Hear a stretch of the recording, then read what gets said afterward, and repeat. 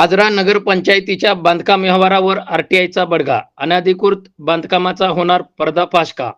आजरा नगरपंचायत हद्दीतील गेल्या काही वर्षातील बांधकाम परवानग्या, अनधिकृत बांधकामे आणि प्रशासकीय कारवाईबाबत आता मोठी खळबळ उडण्याची दाट शक्यता आहे.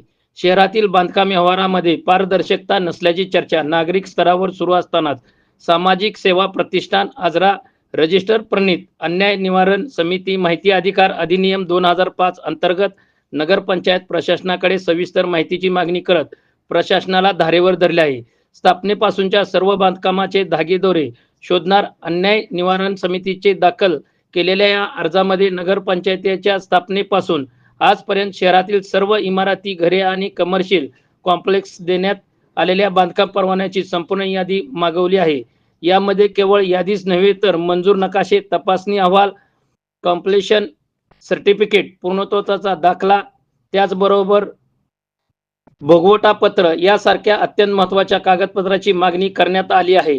यावेळेस या निवेदनाद्वारे मोहिमेचे नेतृत्व नगरसेवक श्री परशुराम बामणे भाऊजी करत असून त्यांच्यासोबत पांडुरंग सावरतकर, ज्योतिबा आजगेकर, बंडोपंत चव्हाण, दिनकर जाधव, रवींद्र नेवरेकर, संजय जोशी, संतोष बंदिवडेकर व जावेद पठाण या सदस्यांनी अर्जावर स्वाक्षऱ्या केल्या आहेत.